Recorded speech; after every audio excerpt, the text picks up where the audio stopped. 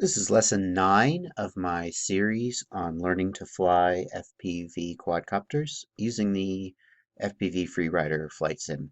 And in this lesson, we're going to learn a little bit more advanced methods of throttle and altitude management. And of course, you know that you raise the throttle and you go up, and you lower the throttle and you go down, right? We have very much practiced that. You should be very proficient at that by now. You also know that your pitch or roll attitude affects your ability to maintain altitude with the throttle. So if you pitch forward, you will start to lose altitude and need to throttle up to keep your altitude the same. So what I want you to do in this session is I want you to start practicing maintaining altitude by pitching forward and back, as well as by throttling up and down. And so what I would propose for this exercise is that you pick a throttle position and you leave the throttle at that position and do not change it. And then manage your altitude by pitching forward and back. So I'm trying very hard to leave the throttle exactly where it is and only using the yaw. My yaw is a little sloppy as a result. But you can see that so I need to gain altitude, so I'm going to pitch back and I'm going to start to climb. I'm also going to slow down. That's okay.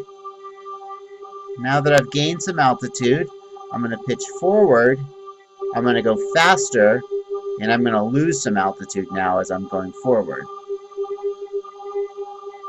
And there is some forward speed. Based on my throttle position, there is some forward speed at which I will maintain altitude.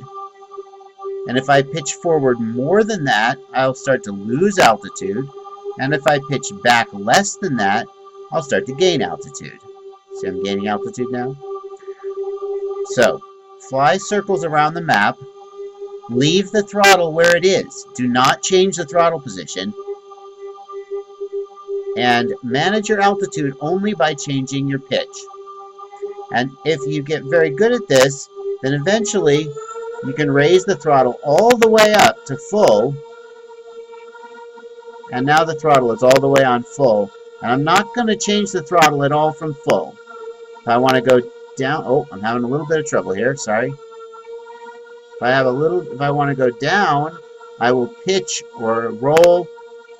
And if I want to go up, I will flatten out. Here I'm flattening out and I'm going up, you see? I'm flattening out and I'm climbing. It's a little hard to do because, of course, I have to keep rolling in order to stay on the map. You see I'm climbing, and now I'm going to pitch forward, and that's going to cause me to lose altitude.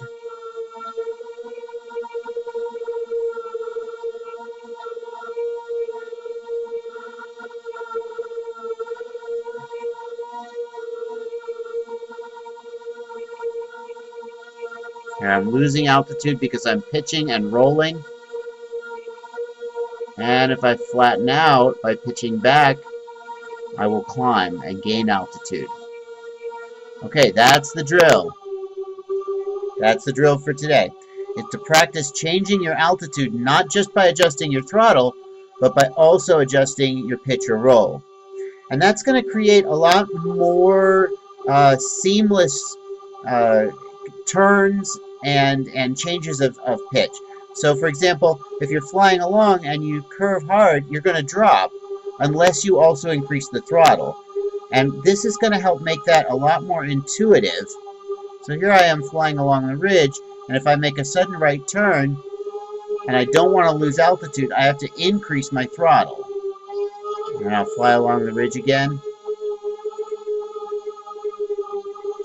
And if I make a sudden turn, I need to increase my throttle slightly during that turn to avoid losing altitude. Because if I leave the throttle the way it is, I'll lose altitude. Okay. So by forcing yourself not to use the throttle to control your altitude, you will force yourself to become much more aware of how changes in pitch and roll affect your altitude. I'm going to go down now.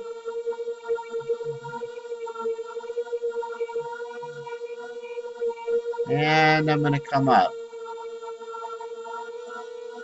I'm going to go down.